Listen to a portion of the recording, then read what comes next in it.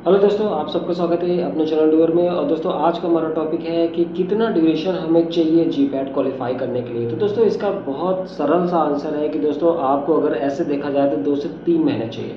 लेकिन दोस्तों ये भी काफ़ी चीज़ों में डिवाइडेड है। अब मान लीजिए दोस्तों आपने वहाँ पे अच्छे से पढ़ाई नहीं की है, आप एक एवरेज स्टूडेंट हो, या आप वहाँ पे बिल्कुल भी आपने ध्यान नहीं दिया है, तो आप ये कह सकते हो कि 2 से 3 महीने में आप वहाँ पे 100% गारंटीड के साथ सफल हो जाओगे। तो दोस्तों जो कोई भी ये चीज़ कह रहा है तो वो चीज़ गलत है।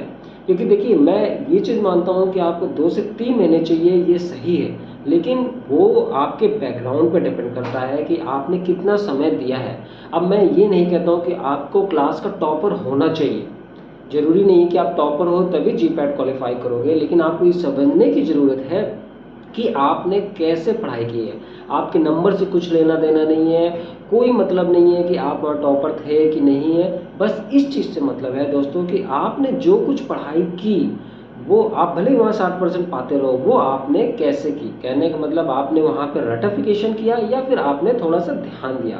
अगर दोस्तों वहाँ पे आपने थोड़ा सा भी ध्यान दिया है किसी भी सेमेस्टर में, कहने का मतलब अगर आपने वहाँ 6 सेमेस्टर ऑनवर्ड थोड़ा सा भी ध्यान दिया है, सीरियसली पढ़ा है, कहने का मतलब अगर 100% सिलेबस है किसी चीज़ का, उसका 20% आपकी तैयारी पहले से है, आपको केवल वहाँ पर रिवीजन चाहिए, तो बिल्कुल आपके लिए 3 महीने का ही चीज़ है।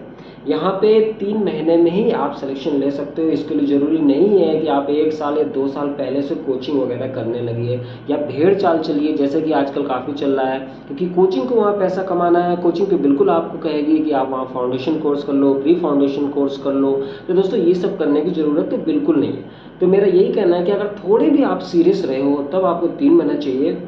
और अगर आप सीरियस नहीं रहे हो दोस्तों, तो आपको वहाँ पे 3rd ईयर से सीरियस हो जाने की ज़रूरत है। कहने का मतलब दोस्तों, जब से आपका कोलोजी आपकी आती है और उसमें आपको वहाँ पे जो केडी त्रिपाठी है, फार्माकोग्नोसी वहाँ पे इंट्रोड्यूस होती है, मेडिसिनल केमिस्ट्री इंट्रोड्यूस होती है, तो वहाँ पे दोस्तों आपको ध्यान देने की ज़रूरत है। कहने मतलब मैं ये नहीं कहता आप टॉप कर जाओ, बल्कि आप सीरियस ही हो। आपको ये चीज़ें ध्यान देनी है कि वहाँ पे कौन कौन से चैप्टर हैं, तो आप बिल्कुल आप इसको 2 से 3 महीने में आप इस एग्जामिनेशन को क्वालिफाई कर जाओगे। लेकिन अगर आप बिल्कुल नए हो, आपने बिल्कुल भी ध्यान नहीं दिया, तो दोस्तों आपको वहाँ पे 3rd ईयर से सीरियस होने की ज़रूरत है। जो बच्चे अभी 2nd ईयर में भी हैं, 1st ईयर में भी हैं, उनके भी जो मैसेज आते रहते हैं, मैं उनको बता देना चाहता हूँ दोस्तों, आपको 3rd ईयर ऑनवर्ड सीरियस होने की ज़रूरत है। क्योंकि जो मेजर पोर्शन है आपका सिलेबस का, वो दोस्तों 3rd ईयर से स्टार्ट होता है। अगर आप इच्छुक हो तो आप 1st ईयर से पढ़ सकते हो, बिल्कुल पढ़ सकते हो, लेकिन उसके लिए कोई कोचिंग करने की ज़रूरत आपको नहीं है। आप जो भी पढ़ रहे हो बस ध्यान दीजिएगा कि उसका एक नोट्स बनाओ। कहने का मतलब आपका 1st ईयर 2nd ईयर का सिलेबस इतना इंपॉर्टेंट नहीं है, वहाँ से बहुत ही रेयर क्वेश्चन वहाँ से आते हैं, कम क्वेश्चन आते हैं। लेकिन अगर आप चाहते हो कि उन क्वेश्चन को भी आप हल करना चाहते हो और आप थोड़ी भी वहाँ पे सीरियस बनना चाहते हो, तो मैं उन बच्चों के लिए यही हिदायत दूंगा कि आप एक नोटबुक बनाओ जीपैट के नाम से। जिस ईयर में भी आप देने वाले हो, मान लो आप 2024 में आप वहाँ पे देने वाले हो, या 2025 में, 26 में, तो आप वहाँ पे जीपैट लिखो।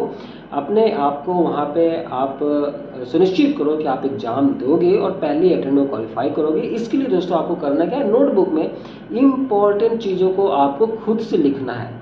जो सेमेस्टर में हो रही है वो तो अलग चीज़ें हैं दोस्तों, उसके भरोसे आप नहीं रह सकते। वो तो आपको एग्ज़ाम में देना है, पास होना है, वहाँ पे कोई भी आपको बैक वगैरह नहीं लानी है। पर वो एजुकेशन अलग है, जीपैट में आपको क्वेश्चन करना अलग है। कहने का मतलब आप जो कंप्यूटर बेस्ड एग्जामिनेशन वहाँ देने जाते हो, जो कि आपका ऑप्शनल बेस्ड है, तो आपको वैसी ही तैयारी करनी पड़ेगी, ना कि वैसी तैयारी जैसा कि आप एग्ज़ाम देने जाते हो और वहाँ पे कॉपी भरते हो। दोनों में बहुत फ़र्क है। बस आपको छोटी चीज़ करनी है कि आपको वहाँ पे जो कुछ आप पढ़ते हो उसका आप नोट्स बनाना शुरू कर दो। नोट्स कैसे होना चाहिए, नोट्स 1 लाइनर होना चाहिए जो आप रिवीजन करोगे। क्योंकि दोस्तों होता क्या है कि जो बच्चे 3rd ईयर के बाद सीरियस होते हैं, वो वहाँ पे उनके पास टाइम नहीं रहता है कि 1st ईयर और 2nd ईयर का सिलेबस देख सकें। क्योंकि दोस्तों वहाँ पे मेजर पोर्शन 3rd ईयर के बाद का आता है, तो वो इच्छा भी नहीं होती है कि वहाँ 1st ईयर 2nd ईयर का देख सकें। और अगर वो देखने लगेंगे तो काफ़ी टाइम चला जाता है।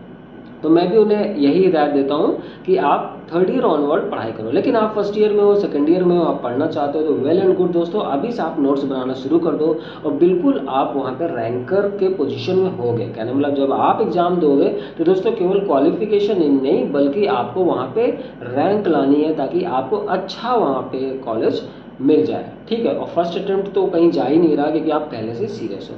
अब दोस्तों वो बच्चे जो पूछते हैं कि क्या 3 महीने में तैयारी हो सकती है, बिल्कुल हो सकती है दोस्तों। अगर आप थोड़े भी सीरियस रहे हो, आप पहले से जागरूक रहे हो तो बिल्कुल हो सकती है। थर्ड ईयर ऑनवर्ड्स आपने वहाँ पे सीरियसनेस दिखाई है, आपको पता है कि हमें जीपैट क्रैक करना है, फर्स्ट अटेम्प्ट में ही करना है, तो बिल्कुल आप इसको 3 महीने में कर सकते हो। सिंपली आपको क्या करना है कि जितने अच्छे से अच्छे मॉक टेस्ट मिले वो आप तैयारी करो। ये सब चीज़ें वैसे हमारे प्लेटफॉर्म में भी अवेलेबल है, फ्री ऑफ कॉस्ट है।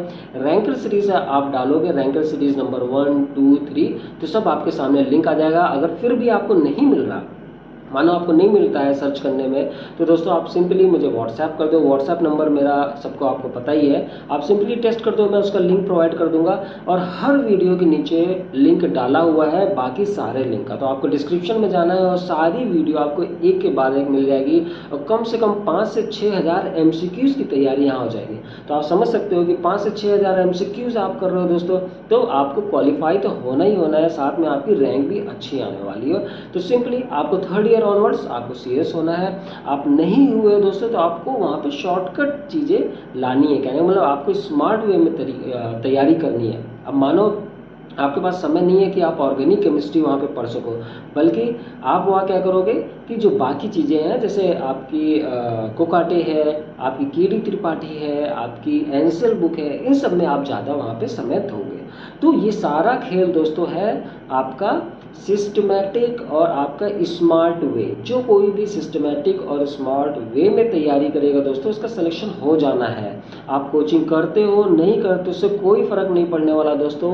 इवन मैं आपको बता दूं कि पहले इतनी कोचिंग नहीं थी, अब जो इतनी सारी चीज़ें आप देख रहे हो, पहले तो आपको डर बैठाया जाता है कि आपको कोचिंग करना अनिवार्य है। अब मानो 10 बच्चे क्लास में हैं, 9 बच्चे कोचिंग कर रहे हैं, तो आपको बिल्कुल लगेगा कि बिना कोचिंग के मेरा सिलेक्शन नहीं हो सकता है, लेकिन ऐसा बिल्कुल गलत है दोस्तों। हर साल 50% कैंडिडेट्स वही होते हैं जो घर में बैठ के तैयारी करते हैं, क्योंकि इसके लिए आपको अलग से जाके करने की कोई ज़रूरत नहीं। और ये सारी चीज़ें कोई नहीं बताने वाला दोस्तों, क्योंकि इन्हीं सबसे कोचिंग वालों का अपना धंधा चलता है। तो आपको ध्यान देना है दोस्तों, आपको भेड़ चाल नहीं चलनी, बल्कि आप खुद से पूछो कि क्या ये पेपर इतना टफ है, क्या इसकी कट ऑफ इतनी जाती है कि हमें कोचिंग करने की वहाँ पे ज़रूरत पड़ सकती है। आपको बिल्कुल आंसर मिलेगा कि नहीं। इसमें 20 से 30% दोस्तों आपका खुद से पहले से तैयारी रहती है। अगर आप थोड़ा भी सीरियस रहे हो दोस्तों तो ये 2 से 3 महीने का बिल्कुल है, आप 2 से 3 महीने में दोस्तों इसको अच्छी रैंक के साथ क्वालिफाई कर जाओगे। लेकिन अगर आप सोचोगे कि मैं हर मटेरियल को पढ़ूँ, हर कोचिंग का मैं वहाँ पर करता रहूँ, कोचिंग में जो पढ़ाया जा रहा है और यूट्यूब में जो बिल्कुल जो दिखाया जा रहा है मुझे वो करना है साथ में, तो आप बिल्कुल कन्फ्यूज हो जाओगे, आप नहीं कर पाओगे। सिंपली आपको क्या करना है दोस्तों, आप सिलेबस निकालो, सिलेबस के अनुसार देखो कि किसका वेटेज ज़्यादा है। अब तो वो लोग ये भी प्रोवाइड करते हैं कि किस में से कितना क्वेश्चन आना है, उस वेटेज के अनुसार आप तैयारी करो। आप कट ऑफ भी देखो कि कितनी कट ऑफ गई है पिछले 2-3 साल से, जब से NTA एग्ज़ाम कंडक्ट कराने लगा। आपको खुद पता चल जाएगा कि हमें कौन सा सिलेबस पढ़ना है, कौन सी बुक पढ़नी है और कितने पोर्शन को कौन से हमें वेटेज देना है। मेन चीज़ यह है दोस्तों, स्मार्ट वे में तैयारी करना।